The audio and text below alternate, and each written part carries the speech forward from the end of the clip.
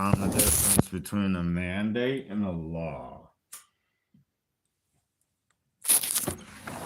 Okay, so a law, most people would be like, well, they're the same thing. You know, they're telling you to do something. A law is put in place to protect society. A mandate is put in place to control society. So, for instance, a law stating that, you know, don't kill somebody, that's good. Mandating that you kill somebody through a vaccine is bad. And I know you say that has nothing to do with it, but if you look at it, COVID, all that was mandated. There were no laws saying that you had to get a shot. That was just a government overstep. There was no law saying to break into the country. No, that was a come freely. But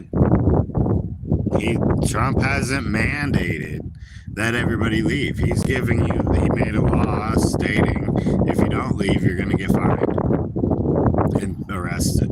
You know? So that is not a mandate. That is a protection giving you the option to be able to go and do something. If you don't want to leave, you know, you get arrested. If you do leave, who knows what happens to you, and I'm sorry for that. But, yeah, so I guess the whole point of that was why I was so mad and why I'm still pissed, because there's lots of people still getting mandated vaccines or medications. It's still a mandate. A mandate is against somebody's will. At least a law, they have the option, you know? I guess that was the whole point of that. Now, as for... Alright, we'll leave that alone. Mandates bad. Laws, as long as it's for the protection and takes into account the freedoms of the people, laws are a good thing. Main laws should be don't murder, because self-defense is not murder. Murder is done out of the 7 deadly sins: greed, lust, hate, all that good jazz. You know? So let's see here. Mandating the prohibition. Now, prohibitions are different.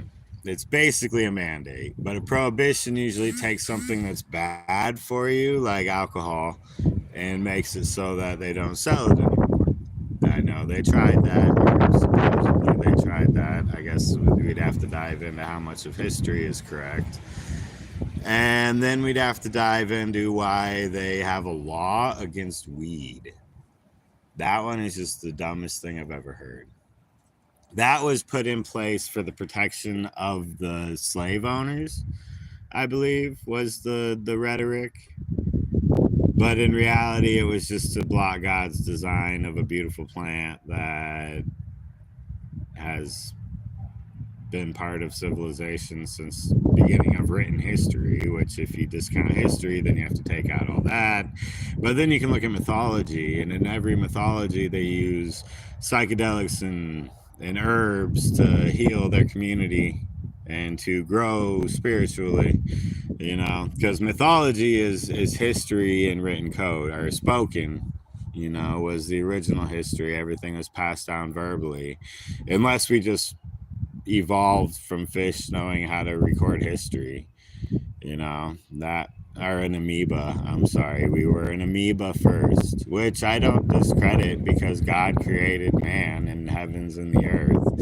And if God created the earth out of a single-celled mass that gravity decided to take in and turn into a planet, you know, and then from that planet, single-celled organisms he created, so they did what they were told, kind of like a what is that in G.I. Joe?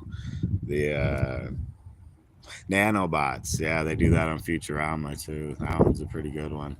But nanotech is pretty interesting, and I'm pretty sure that was in all the COVID vaccines for tracking devices and being able to tell your geometrics and all that good jazz to be able to infiltrate your mind and eventually take over like a bunch of sheep. But that's just a theory of mine, of a lot of people's.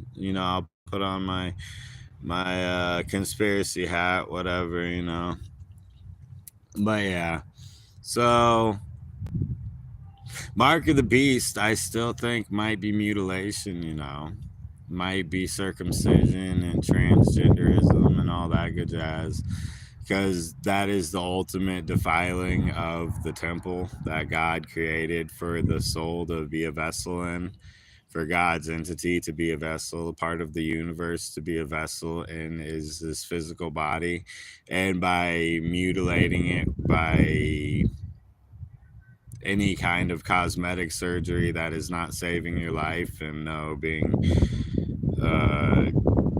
plastic looking Barbie is not saving your life, despite what other people think. But so if I were to mandate something, I would mandate the use of surgery in any form except to save your life. Or, if you lost a limb in war, using surgery to implant something, that's fantastic. Make people's lives better. But sorry, cosmetics, and not quite what I'm going with there. If it's useful in a purpose, yeah. If it's not, then what the hell?